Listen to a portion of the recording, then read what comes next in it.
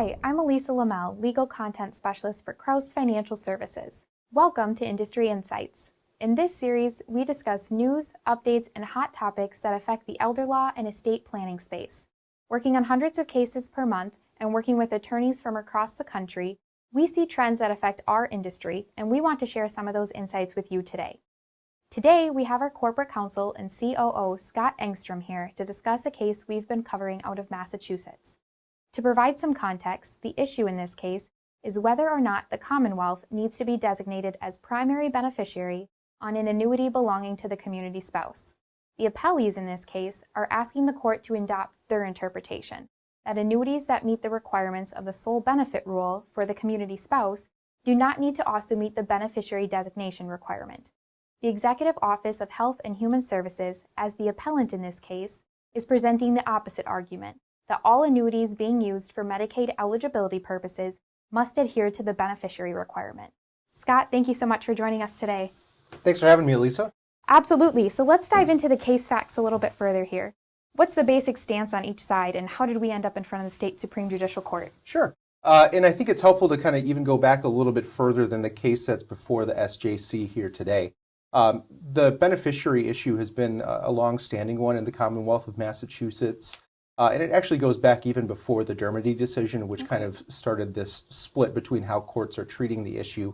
But really, there's been argument about how the proper way is to name the state as beneficiary on the form itself when you're submitting the application for the annuity itself.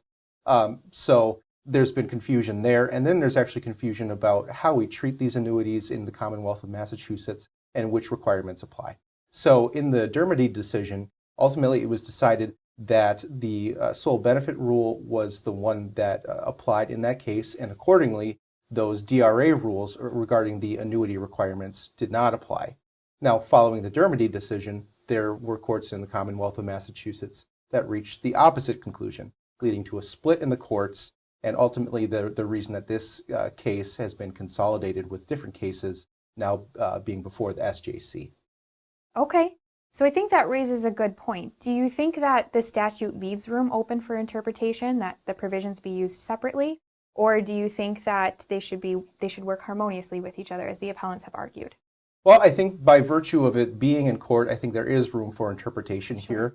And we heard some discussion during the oral argument about how this is a statutory interpretation case. There's been some allusions in the various briefings and in prior cases about this being an issue of contract law, an issue of public policy, and various public policy arguments being furthered by either party. But ultimately, the court, by all indications from what the justices were saying and questioning about, it seems like they are going to take a statutory interpretation approach. And I do think that the statutes themselves and the process of those different provisions coming into law at different times does leave open the case for interpretation. Sure. So one of the arguments that we saw brought up, or the concerns I should say, is that by changing this beneficiary requirement and adopting the appellee's point of view that they should be interpreted separately, is this concept of a high net worth client using this strategy to spend down a couple $1 million worth of assets, allow their spouse to become Medicaid eligibility, and then not naming the state as beneficiary so that they don't have any opportunity for recovery. Do you think that if we adopt the appellee's point of view in this, that it does incite that notion to leave that door open? That's a really good question, because no one wants the Medicaid program to be one that is rife with people using it beyond its intended purpose. But I think we also have to understand that the original purpose of Medicaid is not what the purpose of it is now. Now it's basically this program that provides long-term care for millions of people.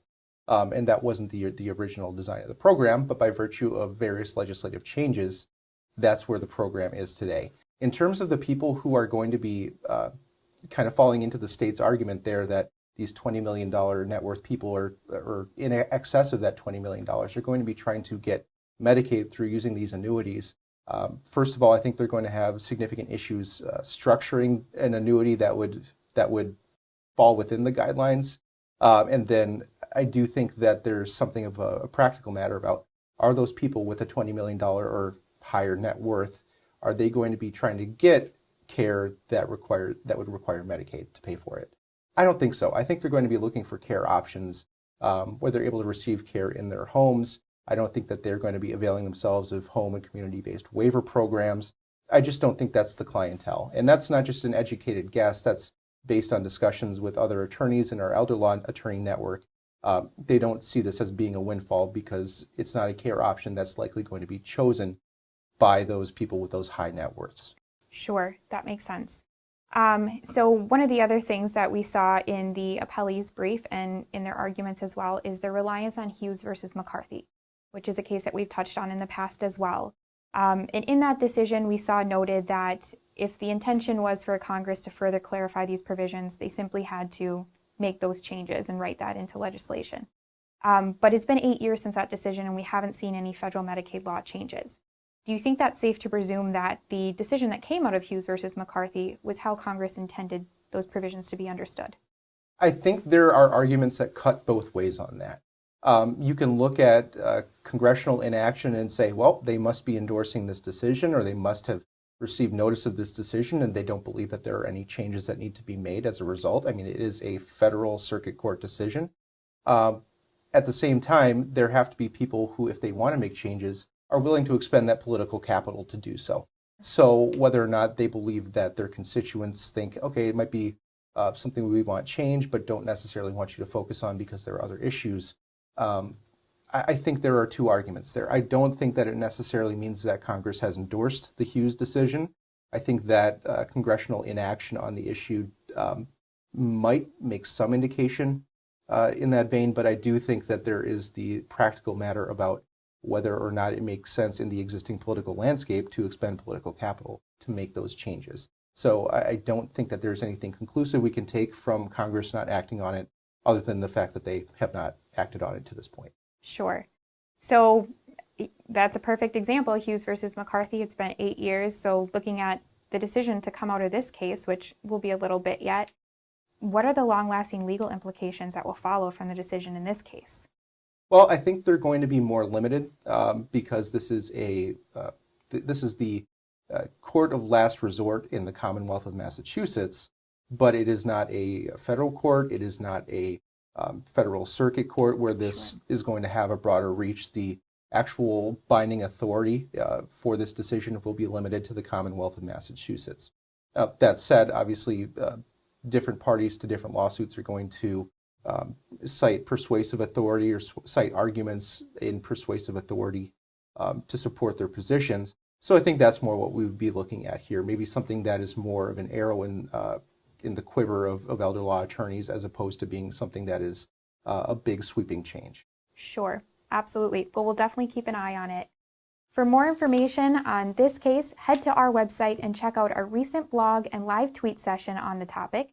And of course, you can always contact our office to speak with one of our team members. Thanks for watching.